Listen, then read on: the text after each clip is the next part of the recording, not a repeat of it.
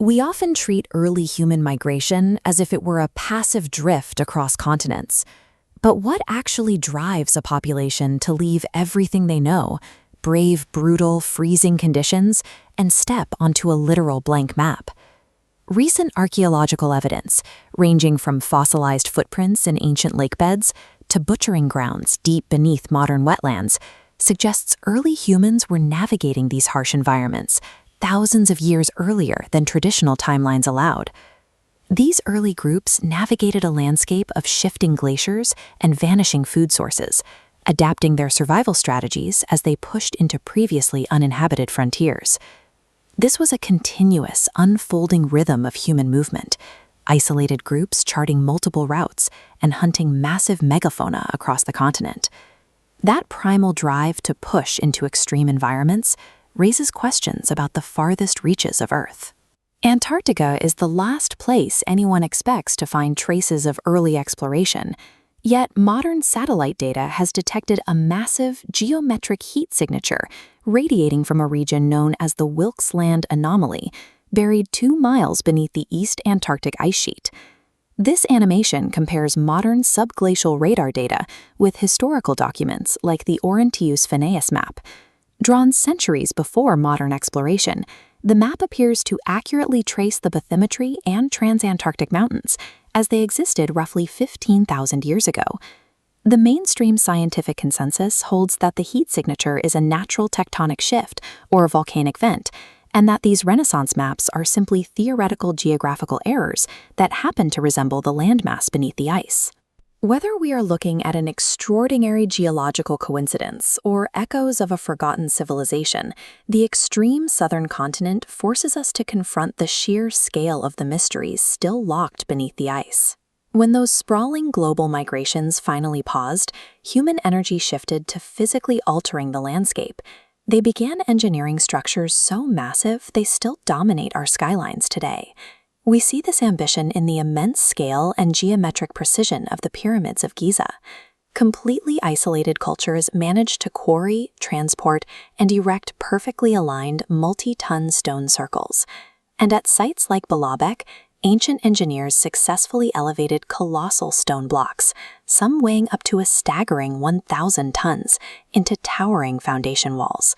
This schematic illustrates one of their solutions. By wetting the sand, workers manipulated the surface tension between the grains, making the transport of multi-ton blocks achievable through human labor alone. This mastery of physics reduced the workload of moving massive stones by nearly half. The ability to coordinate thousands of laborers over decades reveals a level of administrative planning that transformed the landscape. These structures stand as physical records of organized human will and applied physics. High in the hostile, thin air of the Andes, builders waged a structural war against one of the most violent tectonic zones on Earth. Looming over Cusco are the zigzagging terraces of Sacsayhuamán. The sheer scale and complexity of this megalithic fortress immediately terrified conquering Spanish forces, who assumed mortal men could not have constructed it. The builders utilized polygonal masonry. They rejected uniform shapes, instead carving wildly irregular, multi-ton boulders with up to 12 distinct angles, locking them together perfectly in 3 dimensions without a single drop of mortar. This diagram reveals why. In a massive earthquake, rigid mortared walls crack and collapse. These irregular polygons dynamically shift. They rattle and slide apart to absorb kinetic energy until gravity pulls them perfectly back into their original alignment.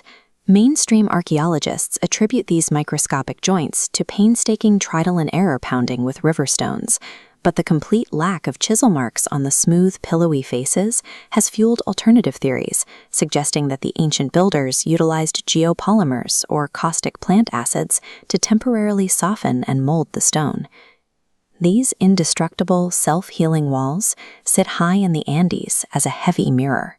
They reflect our own modern amnesia, reminding us that we have largely forgotten what our ancestors were truly capable of achieving. Raising monolithic monuments requires immense effort, but the ultimate test of ancient engineering is designing complex infrastructure to sustain a dense population. The Harappan civilization in the Indus Valley prioritized collective infrastructure. Thousands of years ago, they utilized uniform fired bricks to construct systematically planned cities, complete with advanced citywide water supplies and concealed drainage systems. Their society operated with astonishing precision. They developed standardized industrial weights, specialized in crafting semi-precious stone jewelry, and utilized an enigmatic written language containing up to 600 unique symbols that remains undeciphered today. Their cities functioned through a logic of standardization and public sanitation, maintaining order across a vast network of urban centers through municipal planning rather than military conquest. But how does a highly advanced, perfectly planned society simply vanish from history? This diagram illustrates an ancient human molar, where modern forensic scientists extract stable isotopes from the dental enamel. By analyzing these chemical signatures, researchers can track long-lost diets, geographical origins, and regional migrations.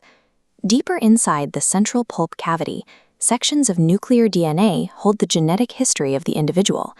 This material reveals the hidden presence of ancient pathogens like tuberculosis and leprosy, which quietly ravaged the population. Disease compounded an environmental collapse. Shifting river courses, severe droughts, and powerful earthquakes fractured their delicate water infrastructure, starving the agricultural engine of the cities. Like the Ice Age migrants braving a frozen frontier, or the Andeans building against tectonic forces, the Harappans demonstrate that human progress is a fragile negotiation with the Earth's environment. The fall of the Indus Valley cities reveals the limits of even the most advanced planning. By studying how these infrastructure-heavy societies navigated environmental shifts and pathogens, we begin to see the specific vulnerabilities that define human progress.